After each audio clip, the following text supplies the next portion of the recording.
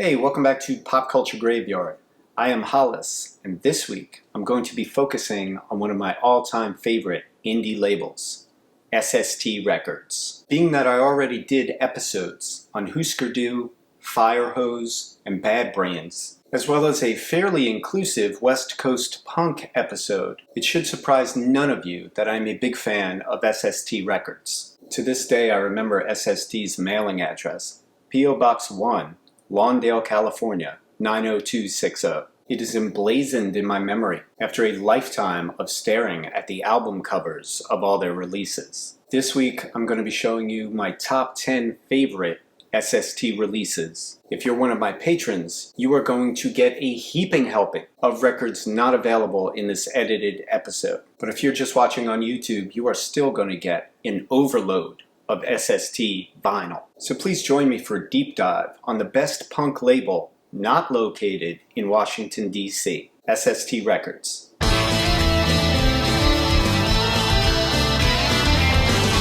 Before we get rolling, I just want to thank my latest patron.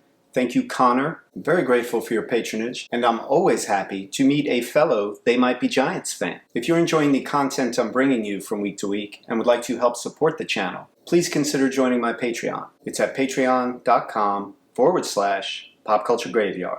And thanks. Okay, I'm going to kick off with my top 10 all-time SST releases.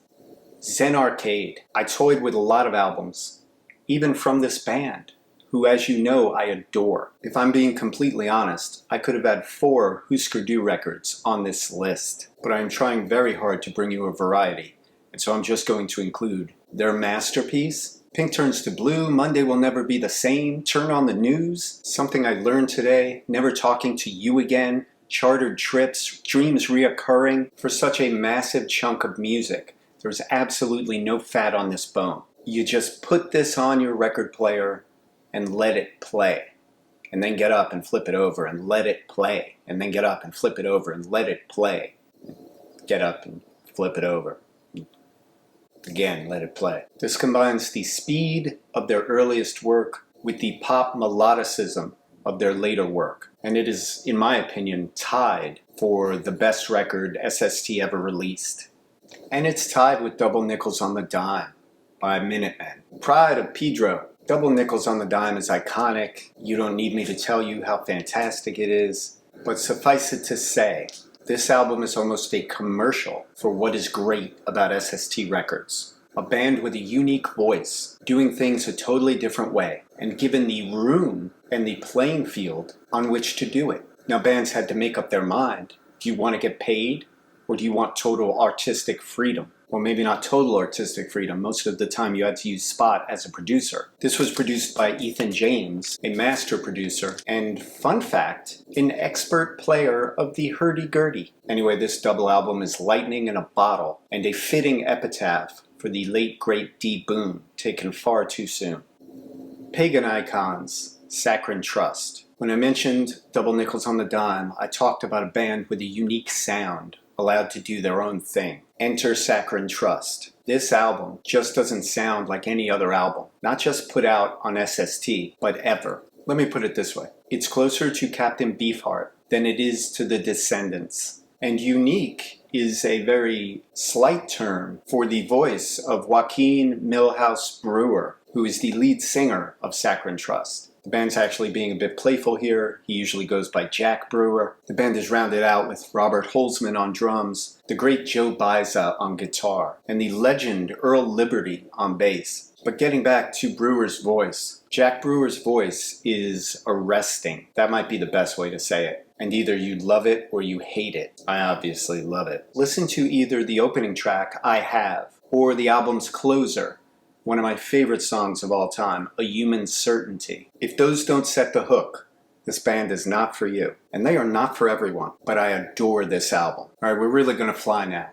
Ragin full on. I don't want to belabor the point. If you saw my Firehose episode, you know why I love this album. This is the phoenix that rose out of the ashes of the Minutemen. The addition of Ed from Ohio Crawford on guitar fit beautifully in lockstep with the crackling rhythm section that was George Hurley and Mike Watt. And it is a grassroots post-punk delight. Up next, Intolerance by Grant Hart. Grant Hart is, of course, the drummer from Husker. He's actually a multi-instrumentalist, and he shows you that on this masterful album. This came out in 1989, and I first fell in love with it on a cassette, which I played to death before finally purchasing the vinyl. This has great songs. Now That You Know Me, All of My Senses, The Main, but my favorite track on the album is 2541. This is a reprise of a song on this EP, 2541, but it is definitely the proper way to kick off side 2 of this very underrated and highly professional sounding album.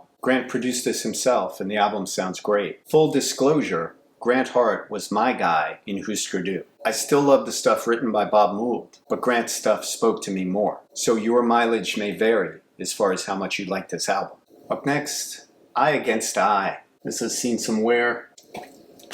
This album is very, very unique among all the Bad Brains material. Up until this album, Bad Brains gave you two things: hardcore punk and laid-back reggae, and they'd alternate between those two genres. On this album, they gave you punk, reggae, funk, soul, heavy metal, thrash, and a hint, a dollop, a smattering of disco flavoring. That's not a dirty word. You should see me dance to She's Calling You. Producer Ron St. Germain got a very unique and divisive sound on this album. Bad Brains fans who are purists and wanted them to put out the Attitude album over and over and over again hated it. But the first time I heard the title track, Eye Against Eye, and saw the video for it, I was hooked. If you put this album on and you listen to Intro, Eye Against Eye, House of Suffering, and Reignition, back to back to back to back, I don't see how you won't be blown away.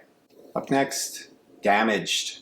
This is the copy you get when you order off the SST website. And I know this is dirty pool, but I'm going to put my original Roadrunner copy up, but I just can't look at that hideous cover. It is not my favorite Black Flag album. I'll be getting to that, but I believe Damaged is their best statement, even though it features my fourth favorite Black Flag vocalist. Everyone thinks I'm fucking around, but Paul McCartney is my fourth favorite Beatle. I'm a natural gainsayer. But songs like Rise Above, Six Pack, TV Party, Thirsty and Miserable, Gimme Gimme Gimme. Side 1 sets the hook for anyone who loves tight, aggressive punk tunes. And Side 2 sets the angry agenda for everything that Black Flag would do from this album onward. Killer, killer album. Spray paint on walls. I don't know why I just did Cary Grant. Up next, Milo Goes to College.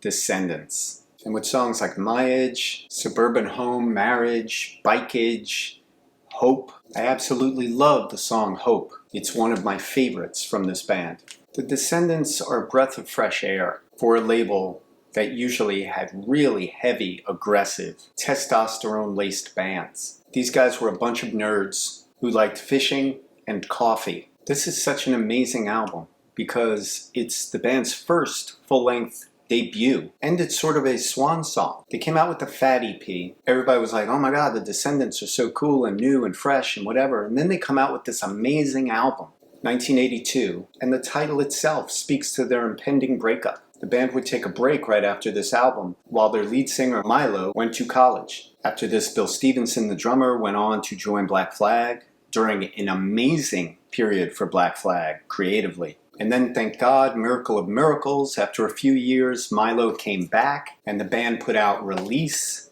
after release after release and put out so much amazing material, in fact, that to this day, one of the best things you can buy on SST is the double album Descendents comp known as Summary. It's even missing some of my favorite songs by the Descendents. It's missing Pep Talk, it's missing their cover of Wendy, but it still offers so much bang for the buck. Even the most casual of Descendents fans need this. Now, although I said in my Top 100 Albums episode that Loose Nut was my favorite Black Flag album, Jesus.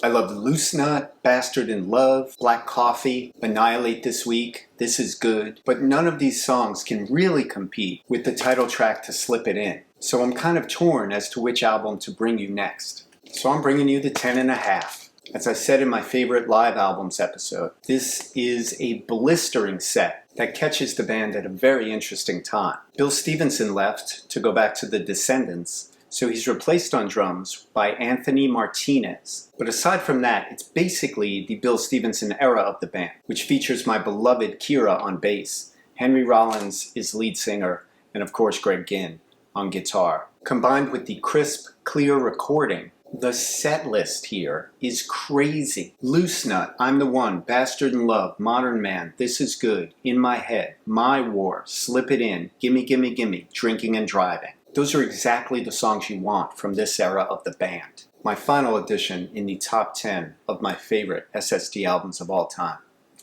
New Day Rising.